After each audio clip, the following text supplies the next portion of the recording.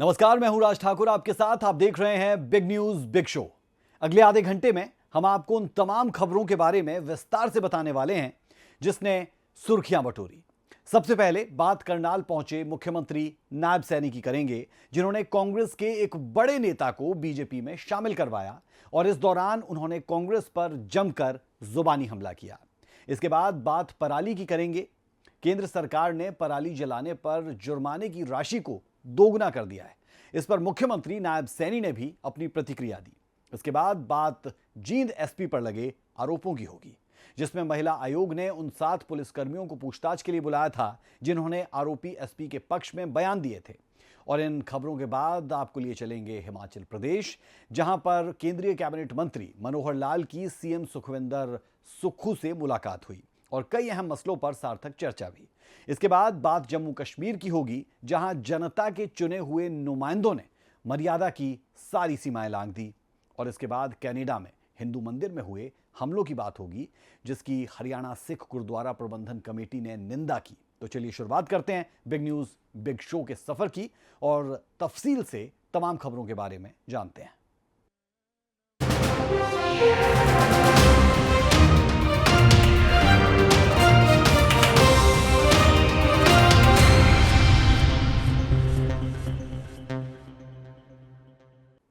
करनाल पहुंचे मुख्यमंत्री नायब सैनी ने कांग्रेस के एक बड़े नेता को बीजेपी में शामिल करवाया। इस दौरान उन्होंने कांग्रेस पर जमकर जुबानी हमले किए।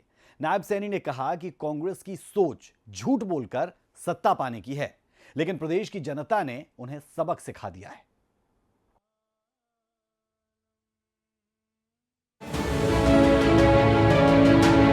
करनाल दौरे पर पहुंचे मुख्यमंत्री नायब सैनी का भव्य स्वागत किया गया, जिसके बाद उन्होंने एक कार्यक्रम में हिस्सा लिया जहां कांग्रेस नेता हरजीत संधू ने बीजेपी का दामन थामा। इस दौरान सीएम नायब सैनी ने कहा कि अगर कोई नेता अपनी गलती सुधार कर पार्टी में वापसी चाहता है तो इस पर सीनियर नेतृत्व विचार करेगा। पार्टी में बैठ करके इसके ऊपर विचार मंथन होगा। भारतीय जनता पार्टी है, अभी विचार मंथन करके ऐसा, क्योंकि पार्टी के अंदर सभी का अधिकार है, अगर कोई अपनी गलती को सुधार करके आना चाहेगा तो हमारा पार्टी का सीनियर लीडरशिप वो बैठ करके विचार करेगी, किसको रखना है, किसको लेना है, किसको नहीं लेना, वो अभी विचार हो। वहीं चुनाव में कांग्रेस की हार और उस पर जारी मंथन पर मुख्यमंत्री नायब सैनी ने चुटकी लेते हुए कहा कि कांग्रेस ने जीत का भी मंथन किया था, लेकिन प्रदेश की जनता ने उसकी मंशा का जवाब दिया है। कांग्रेस की नीति भ्रष्टाचार करने की रही है। हर दल अपनी अपनी सोच के अनुसार वो मंथन करता है। वो तो मंथन इसलिए भी कर रहे थे कि हम तो जितने पड़े हैं, आपके सामने हैं, और प्रदेश की जनता ने उनको जो उनकी सोच थी, जो उनकी मंशा थी, उसका जवाब दिया है। कांग्रेस ने जिस प्रकार से शासन हरियाणा के अंदर किया था, उसको हरियाणा के लोग भूले नहीं हैं, क्योंकि इनके शासन के अंदर भ्रष्टाचार, लोगों को प्रताड़ित करना, लोगों को सुविधाओं से अभावग्रस्त रखना, ये कांग्रेस की नीति और पॉलिसी का हिस्सा रहा है। अभी इनके राष्ट्रीय अध्यक्ष अपने खड़गे साहब ने एक बात बोली है कि भाई झूठी घोषणाएं ना करो, झूठी घोषणाएं करेंगे थारे पास कहा पूरी नहीं होती है। मैं तो ये बार बार इलेक्शन के अंदर भी बोलता रहा हूँ, कांग्रेस की ये सोच रही है कि झूठ बोल करके सत्ता हथिया लो और उसके बाद जनता बाहर में जाए। कांग्रेस की हार पर बीजेपी का सवाल उठाना तो समझ में आता है, लेकिन खुद कांग्रेस के शीर्ष नेतृत्व को कटघरे में खड़े करें, ये समझ से परे है। प्रदेश कांग्रेस के अध्यक्ष उदय भान ने कहा है कि शीर्ष नेतृत्व को सोचना चाहिए कि 10 साल से संगठन क्यों नहीं बन पाया और कहां कमी रह गई है। छोटी मोटी तो फिर कमियां निकलती है, पता भी लगता है। संगठन नहीं बना पाए, वो एक कमी कह सकते हैं। 10 साल से नहीं बना, वो सबसे एक बड़ा कारण है।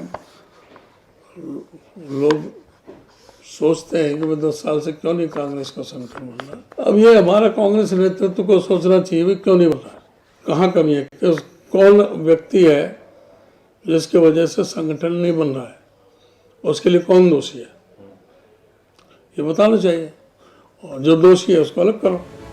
प्रदेश में कानून व्यवस्था के एक सवाल पर मुख्यमंत्री नायब सैनी ने कहा कि इस पर हमारी सरकार का बेहद सख्त रुख है, आरोपियों को बख्शा नहीं जाएगा। देखिए, उसके लिए हमारा सख्त रुख है। हमने कहा भी है कि ऐसे जो धमकी देने वाले लोग हैं उनको कोई बख्शने का सवाल नहीं है। हमारा बिल्कुल ही सख्त उसके ऊपर रवैया है। उनको सजा मिले, वो जेल में जाएं। हमने अपने पुलिस अधिकारियों को भी इसलिए कहा है कि ऐसे लोगों के साथ कहीं पर भी कोई नरमाई की बात नहीं है। जहां पर भी ऐसे प्रकार के लोग हैं उनको सलाखों के पीछे पहुंचाने का काम हमारी पुलिस करती है। उनको बख्शने का सवाल नहीं है। और क्योंकि ये इंटरनेशनल मामला है, जो आपने ट्रंप की बात, अमेरिका की बात करी है, इसके ऊपर हमारा केंद्रीय नेतृत्व गंभीर है। बता दें कि 13 तारीख से नई सरकार का सेशन शुरू होने जा रहा है, जिस पर मुख्यमंत्री नायब सैनी ने कहा कि विधानसभा का सेशन आवाम के हित में होगा। सूर्य समाचार के लिए करनाल से हिमांशु नारंग की रिपोर्ट।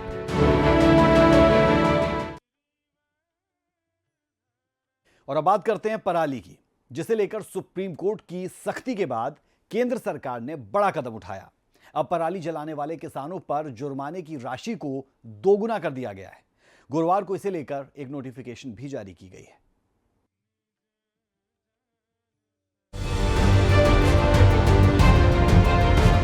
अक्टूबर नवंबर के महीने में धान की कटाई शुरू होते ही पराली और पॉलिटिक्स दोनों अपने चरम पर होती हैं। लेकिन जीत हमेशा पराली से निकलने वाले हानिकारक धुएं की होती है, जो हर साल लाखों लोगों के जीवन को कम कर देती है।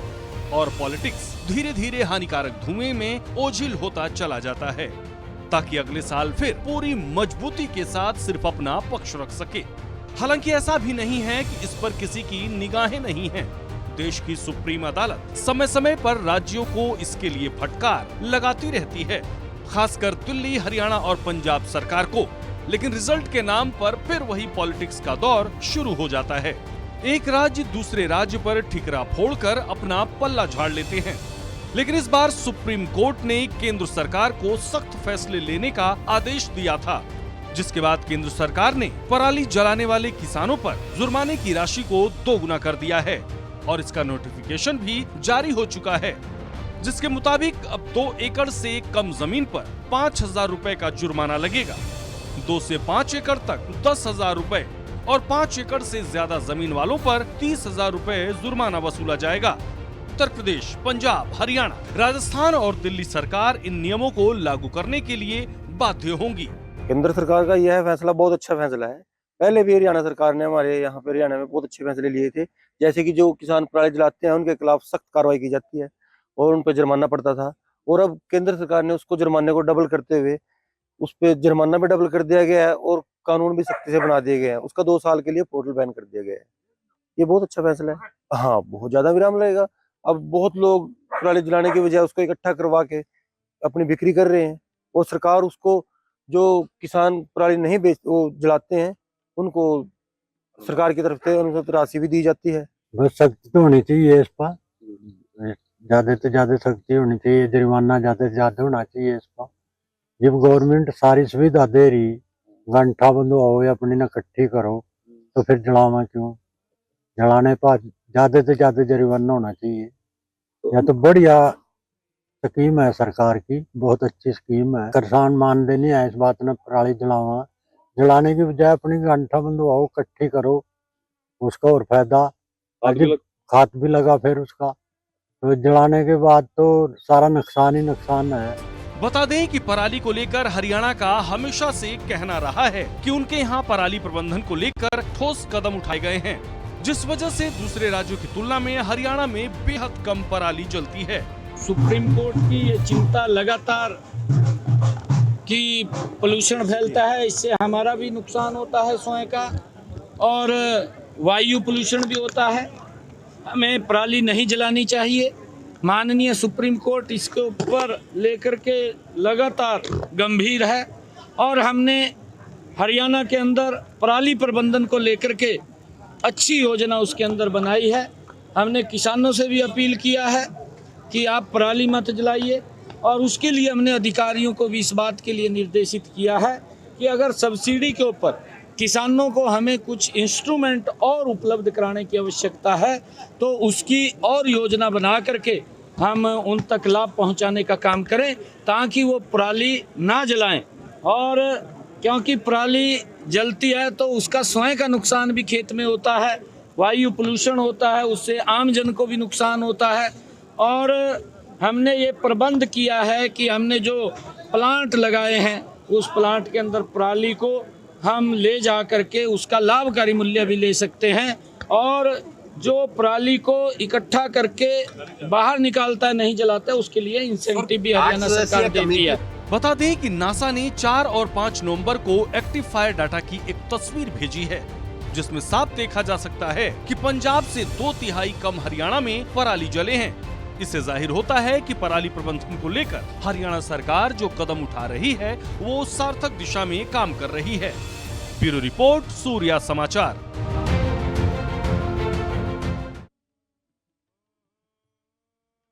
और चलिए अब खबर आपको दिखाएंगे फरीदाबाद से, जहां पर महिला आयोग की तरफ से लगातार कार्रवाई को आगे बढ़ाया जा रहा है।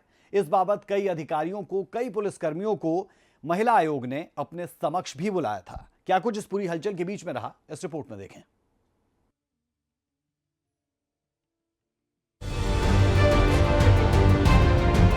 जींद एसपी पर लगे यौन शोषण के आरोप के बाद कई स्तर पर जांच जारी है। इधर महिला आयोग के अध्यक्ष रेणु भाटिया ने उन महिला पुलिसकर्मी को तलब किया था जिन्होंने आरोपी एसपी के पक्ष में बयान दिए थे। इन महिला पुलिसकर्मियों के साथ मामले की जांच कर रही डीसीपी गीतिका भी मौजूद थी। दरअसल जिन महिला पुलिसकर्मियों ने आरोपी एसपी के पक्ष में बयान दिया है, जानकारी के मुताबिक अलग अलग समय पर उनके एसीआर खराब रहे हैं।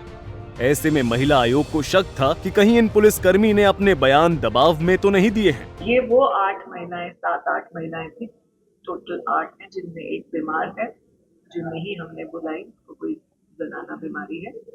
और ये वो महिलाएं हैं जिनकी एसीआर खराब थी और जिनकी 1-2 की वीडियो वायरल हुई, जिस वजह से हमने बुलाया कि आपको क्या जबरदस्ती ये वीडियो बनवाई गई। तो पता लगा कि गीतिका जाखड़ जी के आदेश से हर एक महिला से पूछताछ में वो वीडियो बनवाई। क्या था उस वीडियो? और महिलाएं बोल रही हैं कि नहीं एसपी साहब बहुत अच्छे हैं, उन्होंने हमें कभी ऐसा नहीं किया। तो उनके एज ग्रुप को, उनकी बात को देखते हुए और अब की ये कंप्लेन को देखते हुए जो वायरल हुई है, देखते हुए कोई कनेक्शन नहीं दिखा, क्योंकि एज सच जो एसपी को बोला जा रहा था वो उनके साथ नहीं था। अभी भी मीडिया के माध्यम से मैं उन पुलिस की बेटियों को आमंत्रित करती हूँ जो सच में प्रताड़ित है, पीड़ित है। अभी भी महिला आयोग के दरवाजे आप सबके लिए अभी भी खुले। दरअसल इस पूरे मामले का अहम किरदार एक यूट्यूबर माना जा रहा है, जिसकी आईडी से कथित पीड़ित पुलिसकर्मियों का वीडियो वायरल हुआ था। लेकिन अभी तक यूट्यूबर सुनील कपूर का कोई पता नहीं चला है। इस पर महिला आयोग ने अपनी चिंता जाहिर की है। सुनील कपूर जो लापता है 9 दिनों से, यूट्यूबर है, जिसका कई बार केस हुआ है पत्रकारों पुलिस वालों के साथ।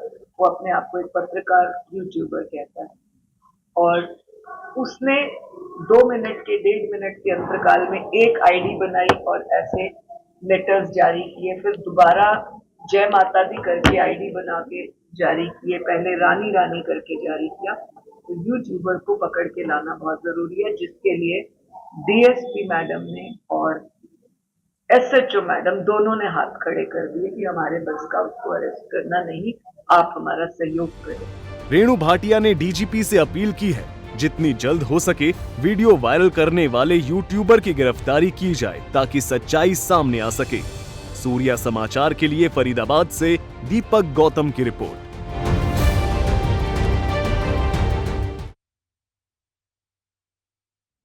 खबर हिमाचल प्रदेश से, जहां सरकार में बड़ी हलचल देखने को मिल रही है। कांग्रेस हाईकमान ने प्रदेश, जिला और ब्लॉक स्तर तक की कमेटी को भंग कर दिया। इसे लेकर प्रदेश में राजनीतिक पारा हाई नजर आता है।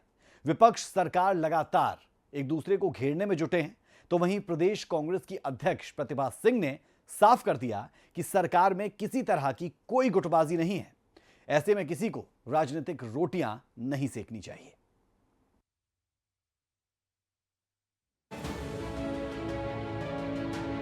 नवंबर महीने की शुरुआती सर्दी में हिमाचल प्रदेश का राजनीति पारा हाई है।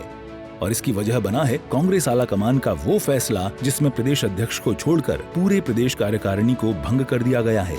यहाँ तक कि जिला और ब्लॉक स्तर की नियुक्तियां भी रद्द हो गई हैं। कांग्रेस आलाकमान के इस फैसले के बाद बीजेपी ने अपने जुबानी हमले और तेज कर दिए हैं। नेता विपक्ष जयराम ठाकुर ने कहा कि कांग्रेस में आपसी गुटबाजी अपने चरम पर है, जिस वजह से पूरे देश में कांग्रेस की हालत खराब है। कांग्रेस की आपस की लड़ाई और कांग्रेस की जो बहुत बुरी तरह से लोकसभा के चुनाव में हार हुई है, उसके परिणाम स्वरूप ये फैसला मुझे लगता है कि कांग्रेस पार्टी ने लिया है। और मेरा तो ये मानना है कि शायद ये अभी तो जो है वो सारी संगठन की जो यूनिट्स यहाँ पर उनमें जो है वो डिसॉल्व कर दी है, भंग कर दी है, और आने वाले समय में ये नौबत सरकार तक आ सकती है जी। सरकार के बारे में, क्योंकि सरकार बहुत निम्न स्तर पर चले गई है लोकप्रियता की दृष्टि से हिमाचल प्रदेश में कांग्रेस की, और उस कारण से ऊपर कांग्रेस के जो सीनियर लीडर्स हैं वो भी परेशान हैं।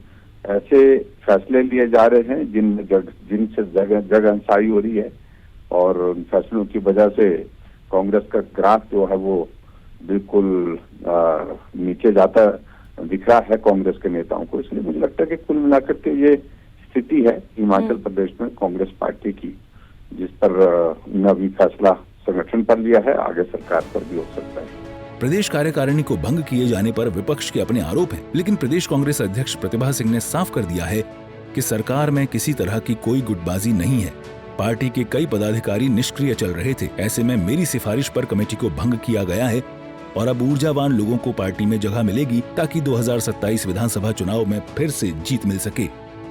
इसमें माननीय मुख्यमंत्री जी भी थे, उप मुख्यमंत्री भी थे। हमने तीनों ने मिलकर ये फैसला किया था कि हमारी पिछली कार्यकारिणी भंग की जाए ताकि हम नए संगठन का में अच्छे लोगों को जोड़ें, जो कि हमारे वरिष्ठ लोग भी हैं, उनका जुड़ाव होना, उनको भी हम कॉन्फिडेंस में देंगे और अच्छी तरीके के इस संगठन को मजबूत करने की बात मैंने हाईकमांड से की थी। मैं खड़गे जी का, हमारे वेणुगोपाल जी का और शुक्ला जी की आभारी हूँ कि उन्होंने इस पर गौर किया और अंततः ये फैसला लिया। हम चाहते हैं कि नए संगठन को हम और मजबूती लाएं। इसमें हमारे ट्राइब के लोग, उनका जोड़ना भी बहुत आवश्यक है। ओबीसी के लोग हैं, महिलाएं हैं, यूथ है और सभी अनुसूचित जाति के लोग, इनका भी कार्यकारिणी में होना बहुत अनिवार्य है। इसलिए हमने ये फैसला लिया है कि अब नए तरीके से इसका गठन किया जाएगा। कोई गुटबाजी की बात नहीं है, कोई गुटबाजी की बात नहीं है।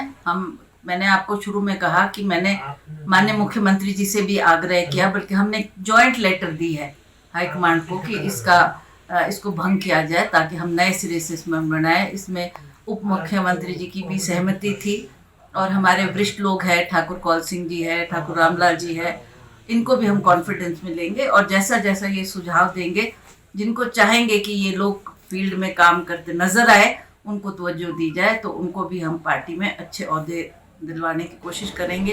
प्रदेश कांग्रेस अध्यक्ष प्रतिभा सिंह नई कार्यकारिणी में निष्ठावान नेताओं को जगह देना चाहती हैं, लेकिन अब देखना दिलचस्प होगा कि कांग्रेस के निष्ठावान नेता सीएम सुखविंदर सुक्खू गुट के होंगे या फिर होली लॉज गुट का पलड़ा भारी पड़ेगा। अरुण ओनियाल, ब्यूरो चीफ, सूर्य समाचार।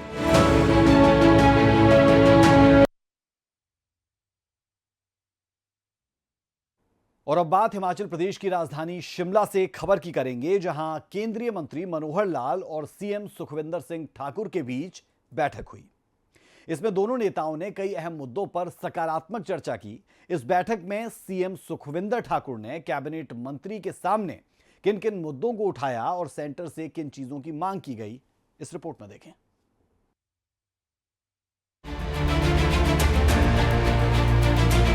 हिमाचल के मुख्यमंत्री सुखविंदर सिंह सुक्खू के साथ बैठक करने पहुंचे कैबिनेट मंत्री मनोहर लाल का पीटरहॉफ में जोरदार स्वागत हुआ। इसके बाद दोनों नेताओं और अधिकारियों के बीच शानन पावर प्रोजेक्ट और बीबीएमबी प्रोजेक्ट को लेकर सकारात्मक चर्चा हुई। बैठक के बाद मनोहर लाल खट्टर ने भरोसा दिया है कि शानन प्रोजेक्ट की 100 साल की लीज समाप्त हो गई है। इसे लेकर पंजाब से बात करेंगे और मतभेद को जल्द ही दूर करेंगे। सोलर पावर को बढ़ाने के लिए हम देश भर में नीतियां जो बनाई हैं, प्रमोट करने के लिए हम तैयार हैं। उसके जो पैरामीटर्स हैं वो जो स्टेट पूरा करता जाएगा उस हिसाब से उसका निर्णय करते जाएंगे। ज़्यादा से ज़्यादा सोलर, जैसे इधर हाइड्रो उधर सोलर, तभी जा करके हम आने वाले समय में जो हमारी आवश्यकता है उसको हम पूरा कर पाएंगे। 2047 तक 1700 गीगावाट ये हमने 2047 तक और ये एनर्जी को पूरा करना है। प्राय कोर्ट में जो विषय किया गया है, कोर्ट ने मना कर दिया, अभी स्टे लगा है शायद, तो निर्णय कोर्ट ने देना है। हाँ, नहीं, कोई नहीं ले रहा है इस विषय में। सभी जो सुप्रीम कोर्ट ने उसको अभी एक बार रोका है। अब ये सेस लगाने से उसका जो स्टैंड हमारा ये है कि वो अल्टीमेटली एक स्टेट के लाभ के लिए और सारे देश भर के कंज्यूमर के ऊपर वो खर्च जाए, ये हमारा उसमें मत है। बीबीएमबी में भी जो हिमाचल का क्लेम है कि 7.19% ये शेयर हमको मिलना चाहिए, क्योंकि ये मल्टी स्टेट अफेयर है, इसलिए आपस में बैठ करके कुछ बातों पर विषय आगे बढ़ा है और पंजाब के लोगों से भी हम बातचीत करेंगे और आपस में बैठ के इसका कोई ना कोई रास्ता निकालेंगे, क्योंकि उसके 100 वर्ष लीज के पीरियड के पूरे हो गए हैं और कुछ मतभेद हैं, और खास करके पंजाब के साथ वो विषय ज़्यादा है। तो सुप्रीम कोर्ट में भी पंजाब शायद उसमें पंजाबी गया ना, तो पंजाब सरकार उसमें सुप्रीम कोर्ट में गई है। हमको तो एक उसमें एफिडेविट देना और हम उसमें जो भी पंजाब रीऑर्गेनाइजेशन एक्ट 1966 का था उसके अनुसार कोई मतभेद है उसका अध्ययन करेंगे। वहीं सुखविंदर सिंह ने भी इस बैठक को सकारात्मक बताया। उन्होंने कहा कि कैबिनेट मंत्री मनोहर लाल से अच्छी बातचीत हुई है और हमें हर संभव मदद का भरोसा मिला है। आज बड़ी सौहार्दपूर्ण वातावरण में बातचीत हुई, विषयों को समझा गया। हमारे ऊर्जा के क्षेत्र में 2-3 इश्यूज थे। पहला इशू है कि हमारी जो सुन्नी, लूरी, धौलासिद्ध और कुठेर पावर प्रोजेक्ट, उसमें 12, 18, 30 वाला प्रोजेक्ट और 40 साल वाला प्रोजेक्ट हमको हिमाचल में वापस मिले। पॉलिसी नेशंस के लिए होते, लेकिन उसमें गंभीरतापूर्ण विचार करके कहा गया कि हम सब बिंदुओं पर विचार करेंगे इस पॉलिसी के बारे में और 15 जनवरी तक कोई ना कोई इसमें फैसला लेने की बात की गई है और ये मैटर अभी कोर्ट में भी है। तो इन विषयों पर बहुत विस्तृत से माननीय मंत्री जी ने देखा। विषय हमारा शानन प्रोजेक्ट का बारे में था। शानन प्रोजेक्ट के बारे में हमने माननीय मंत्री जी से अनुरोध किया, जो भी कानून के दायरे 1966 का जो रीऑर्गेनाइजेशन एक्ट है उसके तहत जो कानून बना है, उस कानून के दायरे के तहत आप भी एक सुप्रीम कोर्ट में एफिडेविट दीजिए। पंजाब सुप्रीम कोर्ट गया हुआ है, क्योंकि जो हमारा शानन पावर प्रोजेक्ट था वो ओल्ड हिमाचल में था, तो मर्जर जो हमारा हुआ था वो 1966 में जो एरिया थे वो उसका पार्ट ही नहीं था। तो माननीय मंत्री जी ने दिशा निर्देश दिए कि मुझे उस एक्ट की कॉपी पढ़ाई जाए और जो उस समय के एक्ट के हिसाब से अपना एफिडेविट देंगे। बता दें कि 200 करोड़ रुपए की कमाई वाला शानन प्रोजेक्ट पंजाब सरकार हिमाचल को वापस देने को तैयार नहीं है, लिहाजा इसे हिमाचल सरकार ने केंद्रीय मंत्री के समक्ष उठाया है। सीएम सुक्खू ने कहा है कि पंजाब ने कोर्ट में जो क्लेम किया है वो गलत है, ये प्रोजेक्ट हिमाचल को मिलना चाहिए। इसी तरह बीबीएमबी में हिमाचल की 4000 करोड़ से भी ज्यादा की देनदारी बकाया है। Arun Uniyal, bureau chief, Himachal.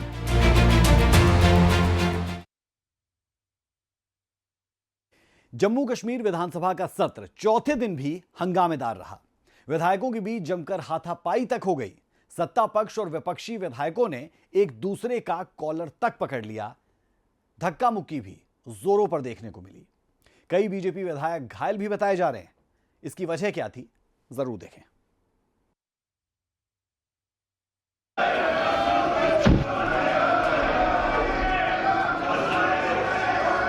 जम्मू कश्मीर में 10 साल बाद विधानसभा चुनाव संपन्न हुआ तो उम्मीद जगी कि विधानसभा में जनहित के मुद्दों पर चर्चा होगी और काम होगा, लेकिन विधानसभा की तस्वीरों को देख ऐसा मुमकिन नहीं लगता। जम्मू कश्मीर विधानसभा में आर्टिकल 370 की वापसी के प्रस्ताव पर चौथे दिन भी हंगामा जारी रहा।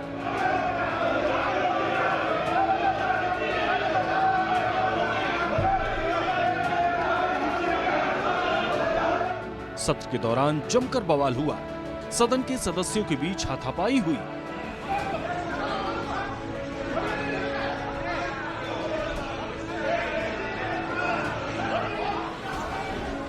नौबत विपक्षी विधायकों को बाहर निकालने तक आ गई। इस हंगामे में 2 से 3 विधायक घायल भी हो गए और विधानसभा में नौबत हाथापाई तक क्यों आई वो भी जान लीजिए।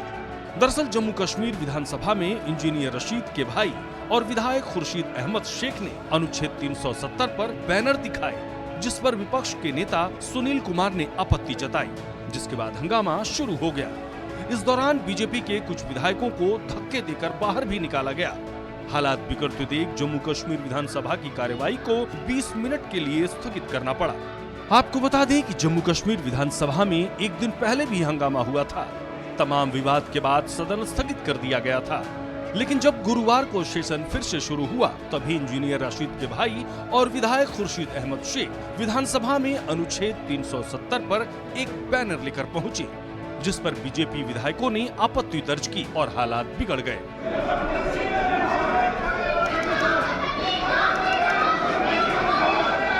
बुधवार को भी उप मुख्यमंत्री सुरेंद्र कुमार चौधरी ने अनुच्छेद 370 को बहाल करने का प्रस्ताव पेश किया था, जिसका बीजेपी विधायक सुनील शर्मा ने कड़ा विरोध किया और विधानसभा में तीखी बहस हुई थी। मुझे ऐसा लगता है कि इंडिया अलायंस ने जो बिगुल छेड़ा है जम्मू कश्मीर में, वो अगर विकास के संदर्भ में होता तो जम्मू कश्मीर के आवाम को उससे ज्यादा फायदा होता। मुझे लगता है कि आंतरिक सुरक्षा के विषयों पर अगर भारत की सरकार के साथ मिलकर राष्ट्रीय सुरक्षा और नागरिक सुरक्षा पर वो बल देते तो वो एक सकारात्मक राजनीति का प्रमाण होता। इस प्रकार के रेजोल्यूशन को पारित कर वो भारत के संविधान, भारत की संसद, भारत की सुप्रीम कोर्ट के खिलाफ एक अपना स्टैंड लेकर जम्मू कश्मीर के आवाम को, जो शांति प्रिय है, जो विकास पसंद है, उनको क्या संदेश देना चाहती है। मैं पुनः कहती हूं कि इंडिया अलायंस के नेता आवाम के लिए नहीं, अपने स्वार्थ के लिए, अपने लिए स्पेशल स्टेटस चाहते हैं ताकि पुनः जम्मू कश्मीर की तिजोरी को वो लूट सके। हालांकि मुख्यमंत्री उमर अब्दुल्ला ने प्रस्ताव को प्रतीकात्मक बताते हुए खारिज कर दिया था, ये सुझाव देते हुए कि इसे वास्तविक इरादे से नहीं बल्कि जनता का ध्यान आकर्षित करने के लिए पेश किया गया था। उन्होंने तर्क दिया कि अगर इस मुद्दे को लेकर गंभीरता थी तो नेशनल कॉन्फ्रेंस के परामर्श से प्रस्ताव पर विचार विमर्श किया जाना चाहिए था।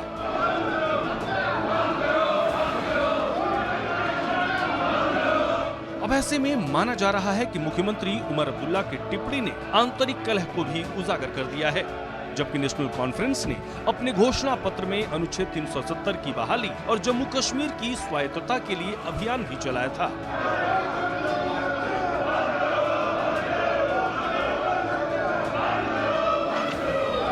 इस हंगामे और अनुच्छेद 370 पर उमर अब्दुल्ला की टिप्पणी पर एक बात तो तय है कि नेशनल कॉन्फ्रेंस में सब कुछ ठीक ठाक नहीं चल रहा है और आने वाले समय में 370 के मुद्दे पर हंगामा और देखने को मिलेगा। ब्यूरो रिपोर्ट, सूर्या समाचार।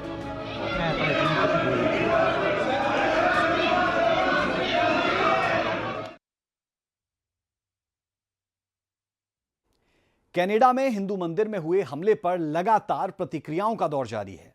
अब इस मामले में हरियाणा सिख गुरुद्वारा प्रबंधक कमेटी के प्रधान ने अपनी प्रतिक्रिया देते हुए कहा कि इस घटना की जितनी निंदा की जाए वो कम है।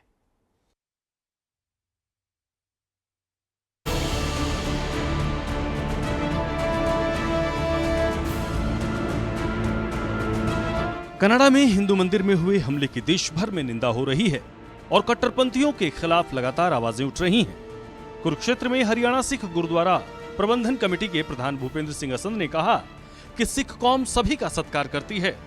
जिस तरह से कनाडा में मंदिर और गुरुद्वारों के बाहर प्रदर्शन हुआ है, उस पर कनाडा सरकार दोषियों के खिलाफ कड़ी कार्रवाई करे। कनाडा के अंदर मंदिर और गुरुद्वारों के बाहर प्रदर्शन की जितनी निंदा की जाए उतनी कम है। जो पिछले दिनी कनेडा दे विच मंदिर ते गुरुद्वारे दे बाहर प्रदर्शन होया है, वो निंदनयोग है, माड़ा है।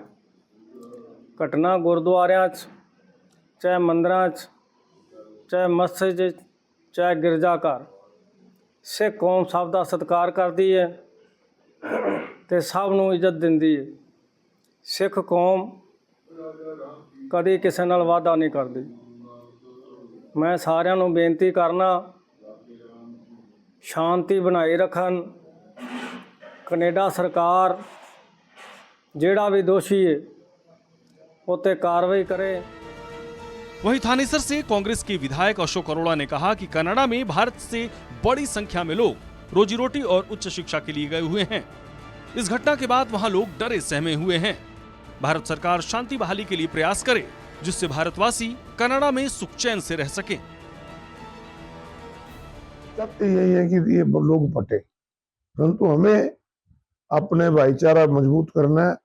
हमें जो हमारे यहाँ से गए हुए हैं वो अपने माँ बाप को छोड़ के गया बच्चा, कोई और गया, कोई बिजनेस के टूर पे गया, स्टडी वीजा पे गया हुआ है। तो सब बच्चे अपने काम के लिए गए हुए हैं, लोग अपने काम के लिए गए हैं। अगर वहां जाकर हम आपस में इस प्रकार का तनाव करेंगे तो निश्चित रूप से जो उनके प्रियजन है, जो भारत में रहते हैं, उनको बहुत तकलीफ होगी। इसलिए मेरी उनसे अपील है कि आप सभी शांति बना के एकता रखें। बहरहाल कनाडा में हिंदू मंदिर में हुए हमले पर कनाडा की ट्रूडो सरकार सवालों के घेरे में है।